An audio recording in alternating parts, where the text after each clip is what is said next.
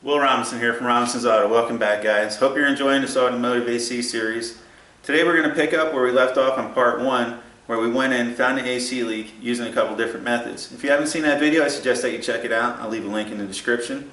Today we're going to go in, we're going to perform the repair. We're going to install the AC evaporator along with a few other components that I found give me my optimal performance when I do a repair of this magnitude. A few words of caution before we get started. You always want to follow safe work practices while working with refrigeration and on the AC unit. Never open the AC unit while it's under pressure. So if you still have Freon in your system, you want to take and have it evacuated if you don't have a recovery system. I have my own recovery system on site. However, you'll still save yourself a lot of money if you take it someplace, have it recovered, and perform the work yourself. So never open the system while it's under pressure. Please, guys. Wear safety glasses, and you should wear some kind of resistant type gloves. Let's do it to it. Okay, now we're inside the van. In order to get to this back AC setup, you got to pull the rear seat out. This whole top portion up to right there comes off. There's a little Phillips head screw. I'll show you where that's at. Once you remove that Phillips head screw, you just take and pop this all off, and then you gain access to the bottom retainers. To gain access to this front one, you pull these clips back, and you'll see right down in there where that bracket is your one Phillips head screw. Once you get the top portion removed, you got a series of Phillips head screws you got to take and remove, and the rest are all pop clips. You take and yank on them, and the clips will pop off. And here you just have these simple pushing clips. I got to remove this whole case. The fan really didn't have to be taken out. I was just trying to see what to do without looking anything up. I want to give you a shot of how to remove these lines on these Fords. They're pretty simple as long as you have the right tools. And you can see here I got they're quick connects that Ford uses, and there's little springs inside these connectors. So you just got to get the corresponding one for that setup. Usually it's pushed out with pressure. So when you push it in, you'll feel the spring come off the seat. So when you push this back on it, push in on the line at the same time, and then pull out on the line. And we got to pop the bottom one as well. You can see how it started coming apart and the O-ring's exposed, but it's coming in contact with the big line at the bottom. So if you just try to push in, it's hard, it goes. I have it just flopped to the side because we still have the heater hose connected to the heater cord, and I didn't want to disconnect that because then you're going to have antifreeze and whatnot. To expose the evaporator, we got to remove these 4 retaining bolts. They're 8mm.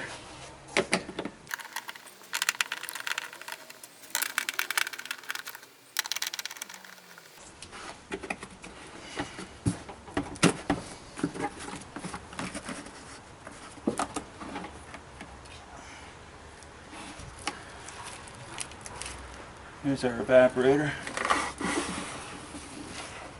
Okay, I got the evaporator over at my toolbox, and this is what I was able to see up through that drain. You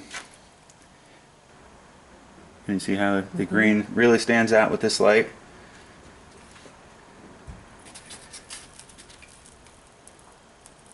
Now you can really see where it was leaking. So this definitely is the main source of the leak.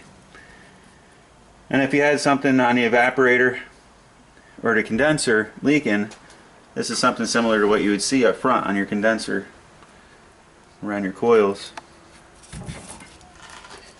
Okay, so now I have the new evaporator unpackaged. You'll see that you have, in addition to your evaporator, an expansion valve.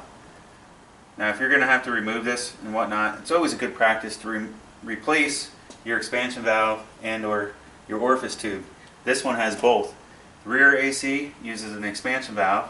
One thing to take note, a lot of times these come pressurized, so when you remove these caps and whatnot, it's going to expel some pressure. So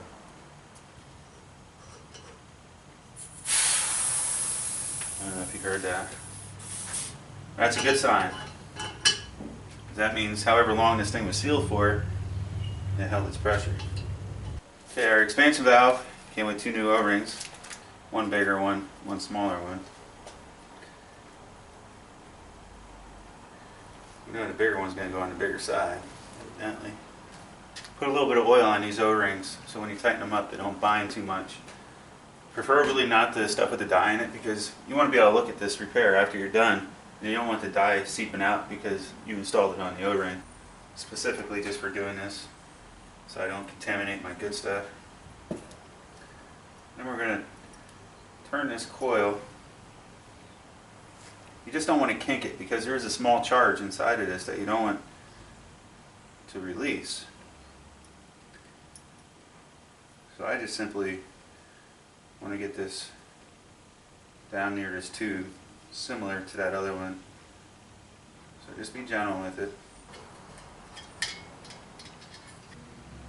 I'm just going to hand snug this for now. Right there. Try to position this in a way that the tube's not going to be hitting on anything, so it's not rubbing.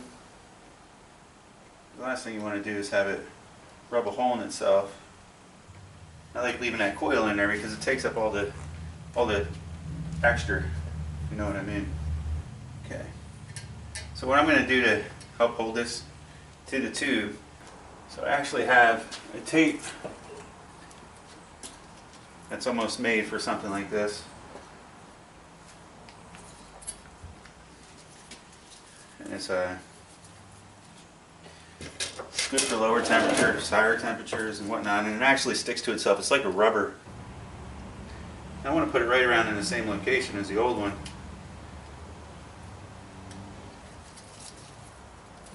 Because I don't want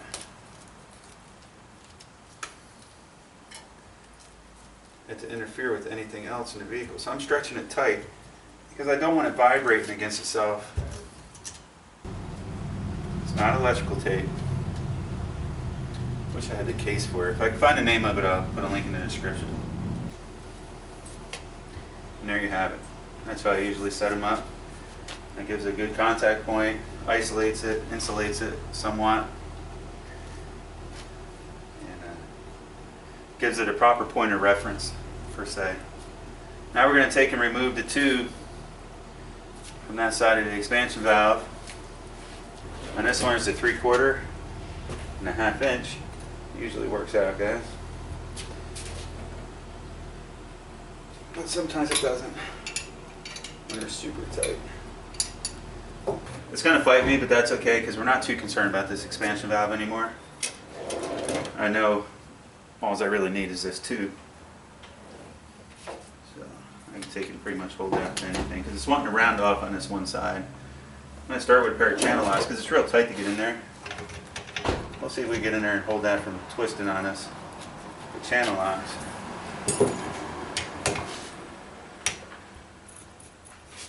Prior to going any further.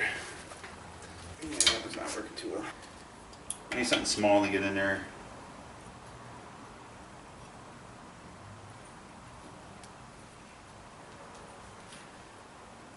Now, I know I don't really have to put this type of footage in with this video. However, that's what you guys are going to experience.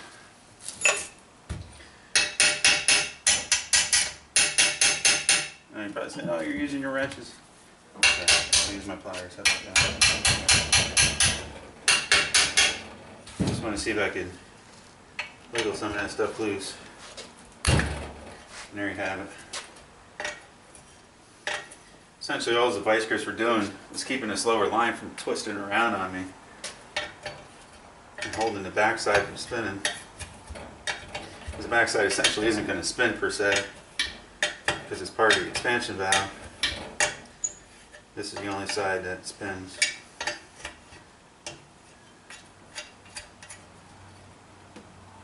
Okay. I want to save this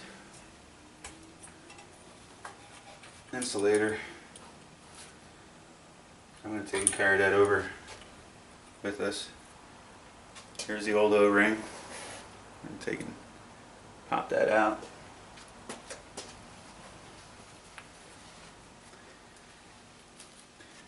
I'm going to slide the new one on there. So, just a little bit of oil, just on that O-ring. Take this off this side for now. On to the evaporator. I'm going to pull this setup off. Just a type of piece they put on there for testing, along with a rubber plug. It's like pulling the cork out of a bottle. Take and put this insulator over it. You're going to want to be careful not to get any foreign material in there, so I'm just going to put the plug in just a little bit.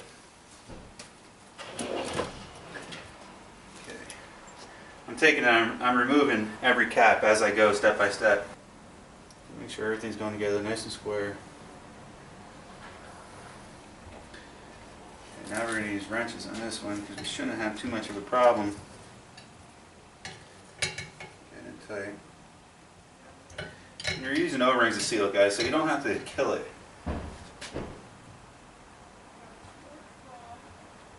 There's more than enough. Now we're going to take and tighten up the lower one. Get it to where you think it's good. The expansion valve side on the lower tube is a 5/8, and then the evaporator nut is a 7/8.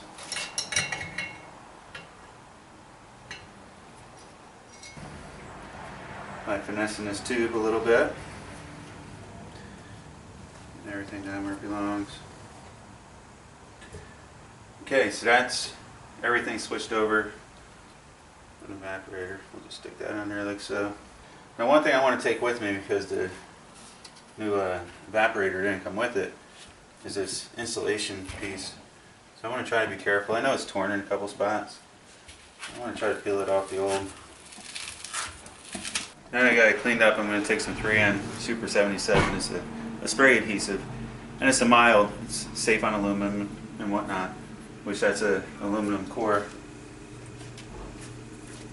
I'm just going to take and spray a little bit. You know, I'm not going to get crazy with it, it's just to help hold it in place.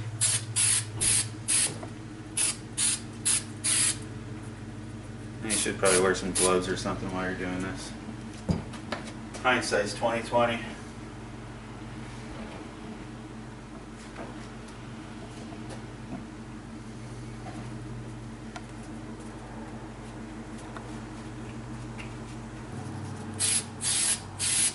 Usually let it tack up for a couple seconds.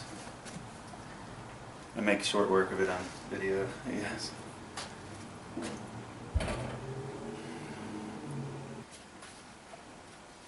We're just about ready to reinstall it. Not only is that an insulator, it also keeps it from rattling around, carrying on back there. And anytime you have something rubbing, there's a chance it will rub through eventually, over time. Okay, so just a once over real quick, some of the things you're going to have to purchase, or you should purchase.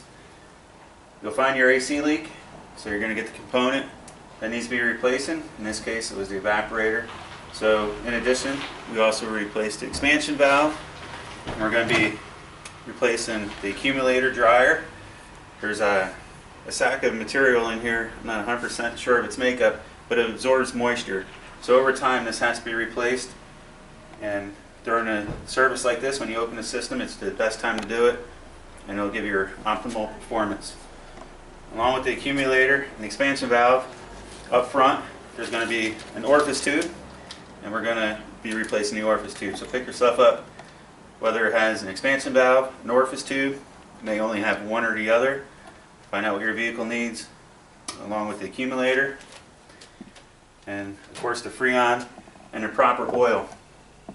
So we're going to look up and see how much oil this component takes, because in your AC system, the Freon and the oil, some of it's throughout the whole system.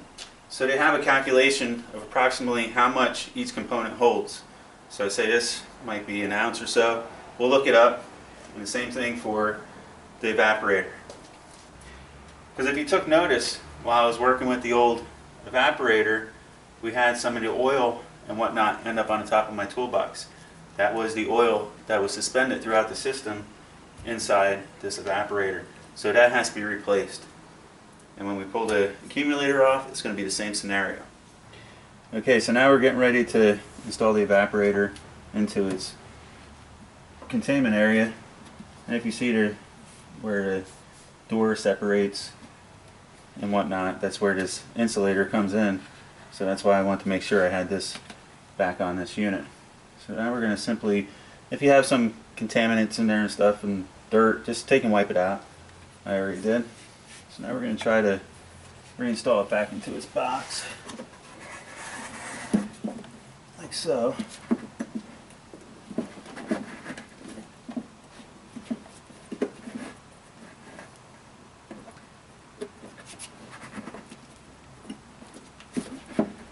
At the same time trying to keep this seal where it belongs. Now I know I'm not giving you guys the best view here. However, you want to make sure your new expansion valve and your tubes are free and clear of everything. I took and I cleaned out this lower compartment that's going to go on next and put a thin bead of sealant on there to try to reseal it. You want to make sure this tube is open. And find which way it goes on. Make sure it seats in pretty well, which this one is. We're going to install our 4 retainers.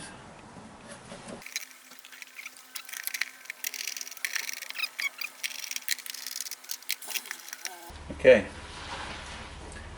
Now that everything's installed back into its home, seals in there good. Make sure we don't get any dirt inside there by putting that back on once it fell off. But it looks good. So I'm going to reinstall this back into the vehicle. Prior to reinstalling the box and the evaporator, you'll see the lines that plug in have 3 O-rings on each line. Your new evaporator should have came with new O-rings. However, if it didn't, pick yourself up the kit for your vehicle or a universal kit, and that should get the job done. Okay, to remove the O-rings from the line, you don't really want to use a pick because it's sharp and you can scrape the aluminum line. So what I do, I pinch it like so. I know it's going to fight me now that the camera's rolling.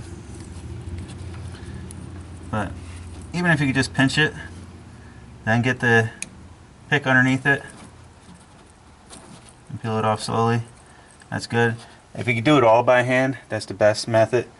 However, we want to match this O-ring up with the 3 new ones, put them on that line along with the bigger ones on the other line, and I'll be right back to you.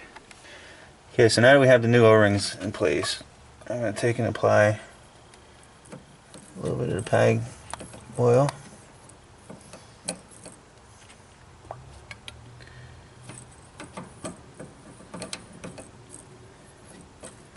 To help ease the installation. And I don't want anything getting in these lines as I'm putting that box back in place. So I'm just going to put 2 little pieces of rag, paper towel, put a nice little pigtail on it that I can yank it off. Now that we have the box back in place, we're going to take and reinstall the lines. So I want to take out my plug, this plug, my paper towels. Got the 2 AC lines clipped in, and then these 2 little retention clips. I think I might have had these off prior to shooting the last one, but it has these 2 little plastic pieces. Push in. It just keeps the tube from blowing off. So just pop them back in place. You squeeze in until you hear a click, and you can actually look in and see the retaining spring over top of the flare. So those are popped in. Everything electrically is plugged back in. The vacuum hose to the door actuators plugged back in. The 2 relays, the fans back in, plugged. One retaining bolt here, the other one here. So if you ever run into this on the 4D350 rear AC, this is pretty much how you have to go about removing this. Next we're going to take and put the plastic back on, and then I'll get right back at you. Okay, so now that we replaced the rear evaporator, the source of the leak, it'd be great just to pull vacuum on it, charge it up, send it on its way, and call it a day. However, that's not the proper way of doing a repair on AC. There's a dryer accumulator, like I mentioned earlier, and that's got to be replaced and it's recommended, highly recommended, to replace it during a service because that's what collects the moisture in the system. And whenever you have a leak, whenever you open up a system, you introduce a lot of moisture and whatnot. So we're going to be replacing the receiver dryer along with the orifice tube. And I'll take you in here and we'll do it to it. I'm going to have to take and remove the battery to gain access to that dryer. So that's what I'm going to do next. It's just straightforward, positive, negative, and a battery hold down. That gives us a better glimpse of the dryer. However, I have a retaining bolt way down low, so I'm going to take and remove this battery tray as well. Okay, with the battery tray removed, we got better access to it. As you can see, there's one retaining bolt down low. Right there, another one there. So there's 3 retaining bolts total on that dryer, along with this quick connect, like I showed you how to remove in the back. However, I'll give you another demonstration there. Then we follow the line up, comes here on the side of your evaporator, and there's also a pressure switch that needs to be unplugged. Okay, I got the 3 retaining bolts removed from the dryer. I'm going to take and unplug the pressure switch. Let's see, I got a little retaining bolt on this line. We want to give us as much flexibility as possible. Okay, we'll start with this one. We're going to take and remove the safety clip.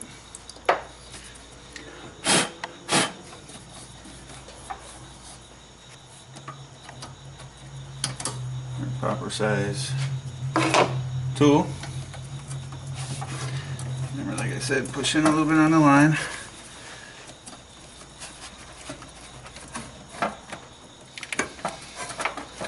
There you go. You see, we'll have those 2 O-rings we'll have to replace. Better than nothing. I just don't want no contaminants getting down inside that line. Now we're going to take and break this one loose. 1 1/16 on the dryer side, 7/8 on the evaporator side.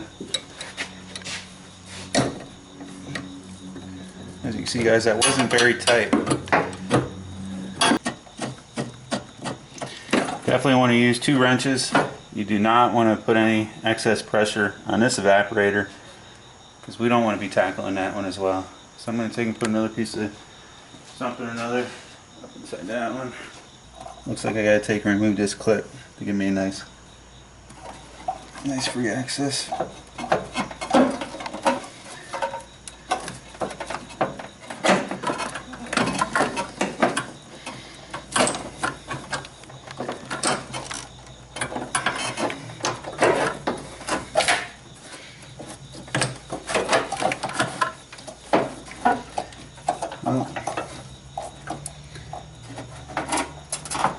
Looks like I actually got to take this ground wire right off to be able to slide this out, because I don't quite have enough slack. Got the grounds removed. I also had to remove the starter signal wire from the ignition switch. Now it looks like I'll be able to pull the accumulator dryer up and out. One thing we're going to need off of this dryer is pressure switch. Usually not very tight. Now what you're going to see me trying to do here is seeing how much oil I could get out of this, to see how much may have been suspended in the system and stuck inside the dryer. There's usually about 2 ounces inside the dryer according to the reference chart, and another 3 ounces in the evaporator. We know we lost some of the oil on the toolbox when we were working on the evaporator, but you can simply just drill a hole in the bottom of this, or what I usually do is take a punch. And we'll see if we get any oil out.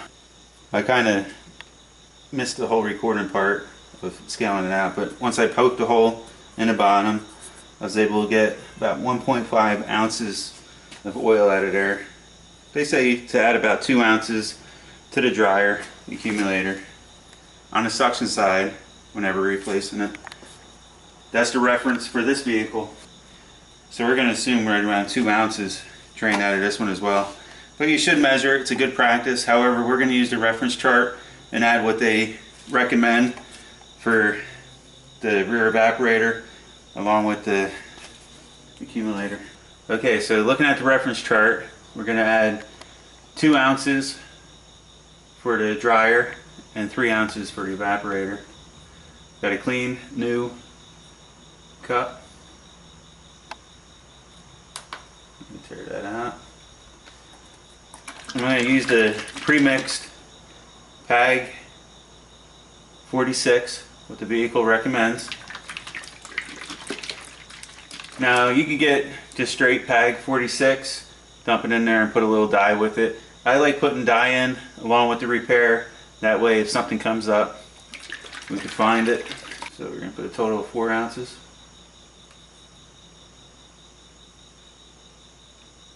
One, 4.0. I need a total of 5 ounces, 3 and 2.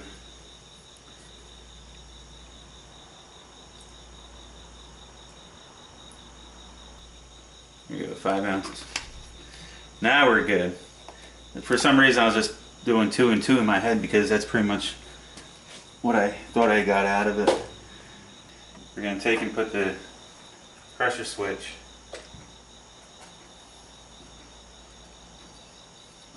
on this dryer. So here we got the old one. Put a little bit of oil on the O-ring. Came with brand new O-rings on it. Now just like we found it, just snug. Doesn't have to be crazy. Looking at the reference chart, they want you to put it on the suction side. As you can see, it came with all new O-rings.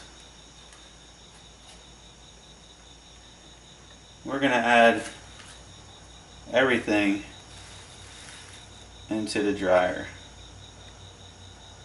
So this is the oil for the dryer, along with the oil for the rear evaporator. Down to the last drop. Perfect. Just going to pop that on there for now.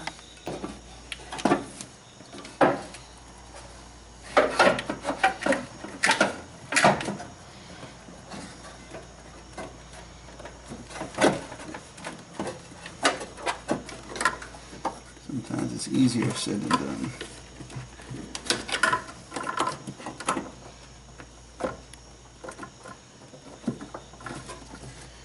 The other one had a little memory lift in it.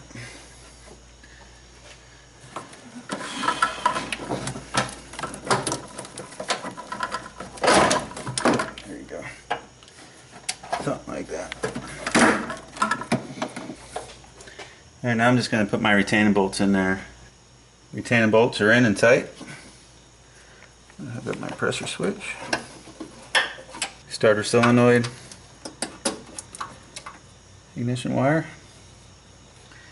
Now I gotta take and hook these grounds up. Okay, we're gonna start with the back one first. It's got a new O-ring in place. I'm gonna take and remove that. Get a little bit of oil for that O-ring.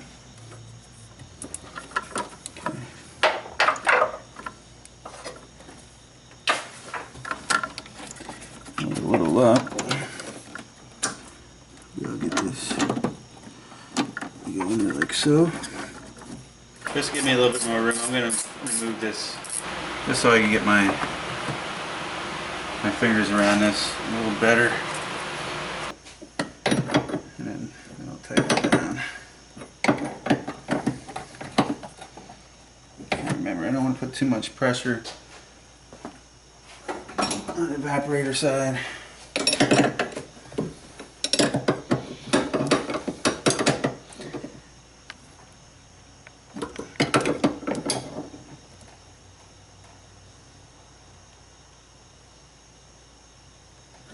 Now remember, there's an O-ring in there, so it doesn't have to be super tight. You guys should really use gloves. Be a little cleaner than I am.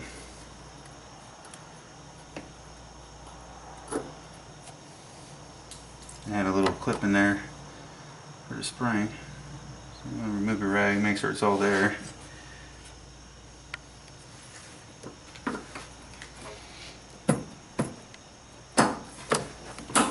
There you go.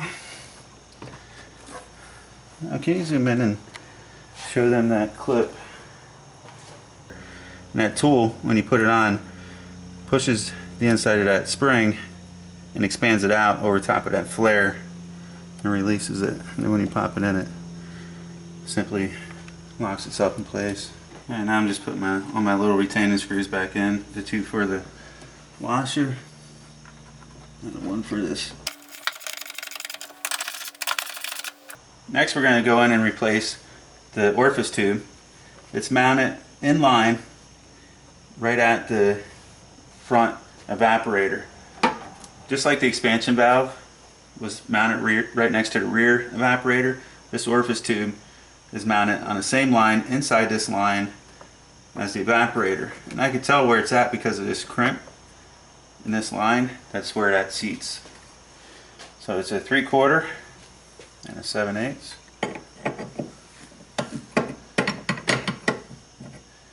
Like I said, I usually like putting my wrenches so they're just away from each other. Hopefully I can get it to do it in this thing. There you go. Now you can see I got a little retaining bolt here on that line. I'll take and remove that next. Now people wonder why AC repair can be relatively expensive. That's because to do it right, guys, this is what you got to go through. And it's not just all labor, it's parts, as you can see. So I'm pretty sure this is all flex. Yeah. The O-ring must have stayed right there. So if you take a look in here for me, I'm not sure if we're going to be able to get you a shot, but we're going to try. Let me get my little flashlight.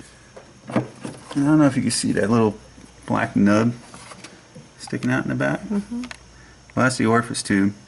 And that's a good sign because the orifice tubes that I got are black and they're color coded. So we're going to take and pull that orifice tube out. They have a special tool for it, guys, but if you're careful, you can use a pair of needle-nose pliers. You guys are probably thinking I'm crazy. What are you doing? Well, putting needle-nose pliers in there. We'll match that one up. Now you do not want to break this orifice tube inside. So be extremely careful. That is the last thing you want to do. There it goes. That's your orifice tube. The system's relatively clean. There's a screen on there. You can see it's getting a little restricted. So maybe we would have been okay, but it's a small orifice and sometimes that gets built up inside, and a lot of times you pull this out and the screen will be real bad. This one isn't too bad, so that's a good sign. That means we haven't had any compressor failures, so there's really no need to flush this system out per se because we had no hard failures. It was just a leak. So I'm going to be able to simply vacuum it down and charge it. As you can see, we got the right orifice tube.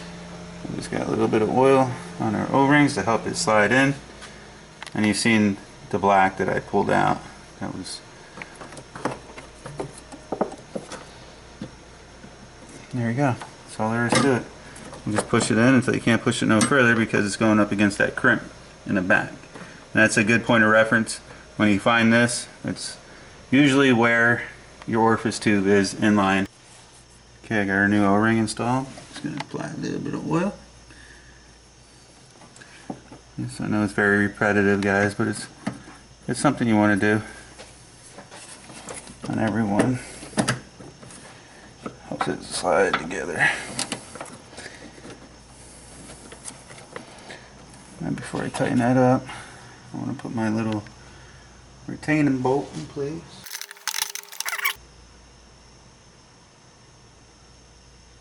Might look like I'm putting a lot of pressure on it, guys, but I'm really not. Okay, we'll leave it right there.